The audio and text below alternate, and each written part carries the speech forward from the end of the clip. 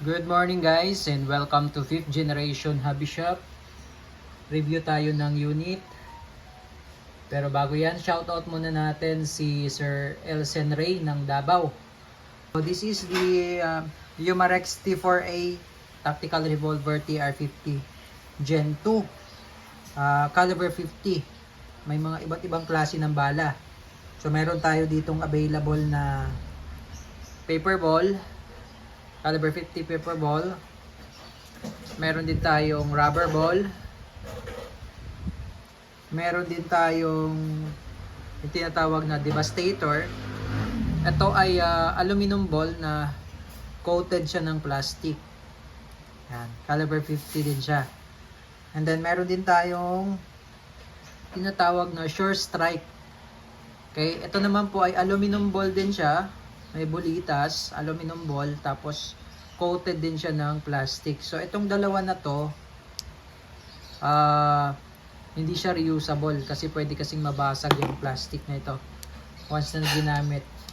Itong rubber ball, pwedeng magamit ulit, pwede ma-reuse. As long as hindi pa talaga siya sirang-sira, pwede siyang gamitin. Itong paper ball, one time lang to pag nabasag. Okay, may laman kasi to. Okay, so yan po yung mga iba't ibang klase ng bala. Ito na yung ating TR50 Umarex. Ito yung manual.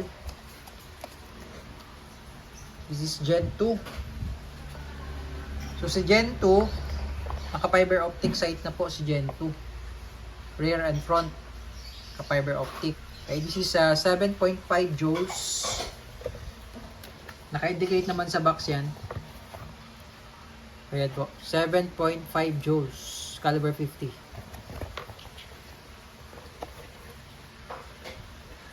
So, pwede po kayo ditong maglagay ng attachments. Katulad ng red dot optic. Pwedeng lagyan ng red dot optic. Tapos flashlight. So, pag release ng mag, ganito lang. Yan. Ito yung kanyang magazine. Meron din tayong available na spare magazine dito. Okay. Laki ng butas ng barrel niya, oh. That's 50 caliber. Yan, T4A markings. Serial number. Tapos ito yung kanyang pursing cap. Ito yung pursing cap. Ito yung pinapalo para ma-puncture yung CO2. So to release the pursing cap, twist nyo lang po counterclockwise. Yan.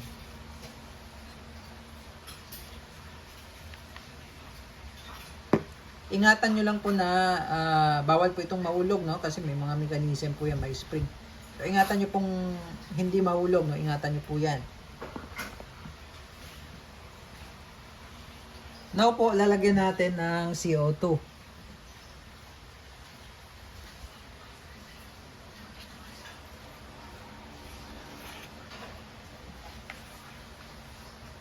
Okay.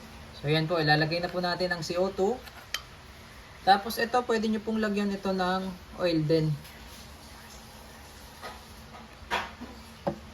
Okay.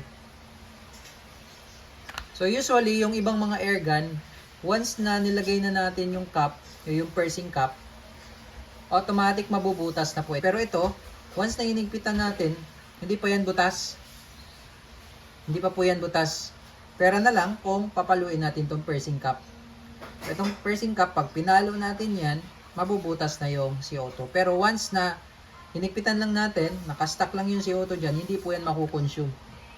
No, hindi po yan makukonsume. Yan, tingnan natin ha. Para alam niyo po na maganda siyang gamitin for home defense kasi naka-stock, naka-ready lang yung CO2 dyan eh. So pag kailangan yung gamitin, palo lang. So in a split, 1 second lang eh, butas na kaagad yan, pwede nyo nang gamitin. So tingnan nyo po, wala pa siyang butas. O, so hindi pa siya punctured eh. Yan. So yun yung kagandahan ni TR50. Tapos ang laki pa ng bala. Pang home defense talaga siya. Okay, so ready lang natin yan. Tapos maglo-load tayo ngayon ng rubber ball. Rubber ball po ang gagamitin natin pang testing.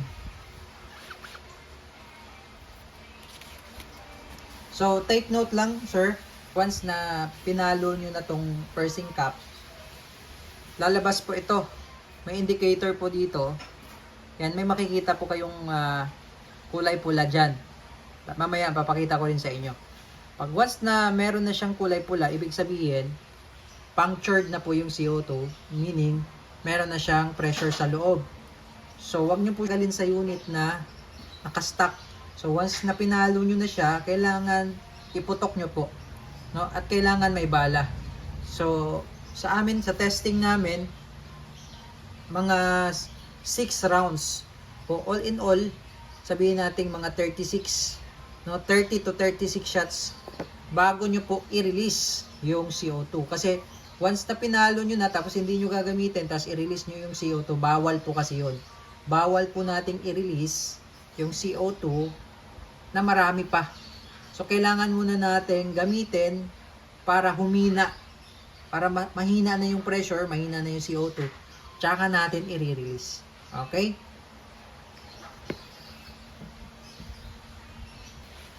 Load po tayo ng rubber ball.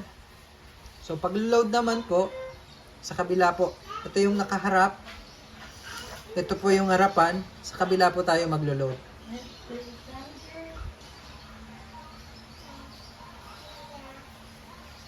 Yan po. And then, load natin dito. So, pag-load naman, ito yung harapan. Tapos release nyo lang yung lock. Okay. So, pwede nyo iikot na isang beses. And then, ngayon, papaluin na natin to, sir. Kasi iti-test natin. Okay. So, papaluin ko na po. Ayan.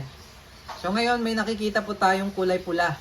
So, ang indicator niyan, ibig sabihin po niyan, may pressure na po. So, ipuputok na po natin. Okay?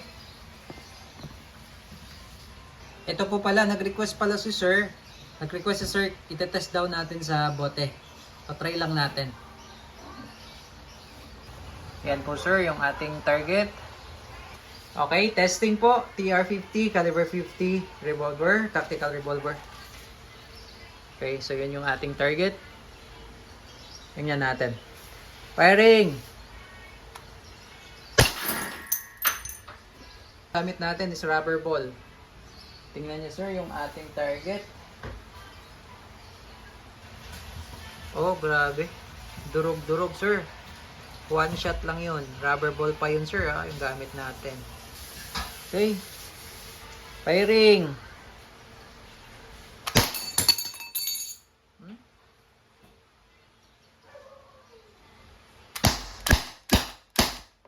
Okay, 6 shots tayo sir. Load tayo ulit.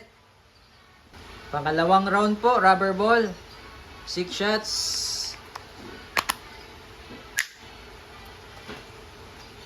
Firing.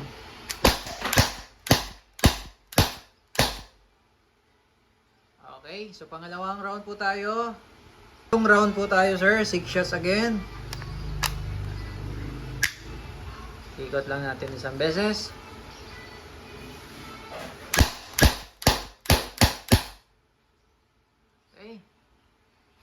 Pang-apat na round tayo, sir. 4 na round. Ikot isang beses. Okay, pang-4 po yun. Pang-5 round po tayo, sir. Ikot natin isang beses muna. Then shot. Okay. So, napansin nyo po, medyo mahina na siya sa pang-5, no? 5 hanggang 6 pwede nyo nang i-release. So, load pa tayo ng isa pa. 6 na round po.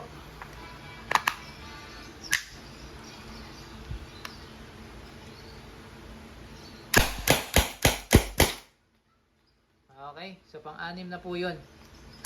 Mahina na po siya. Okay, so that's the time na i-release natin. So, pag-release na naman ng CO2, isang twist lang counterclockwise. Isang twist. And then, makikita nyo po, bumalik na yung indicator niya. Sabihin, wala na siyang pressure. Tapos, to release the CO2, gamit na CO2, Ikot nyo lang. Counterclockwise. And CO2. Okay, tapos pagbalik, higpitan nyo lang siya. Hanggang sa hindi nyo na maiikot. Ayan. So, okay. All goods na po, Sir Elsen Ray ng Davao. Your TR-50 Gen 2 Tactical Revolver Caliber 50 by Umarex.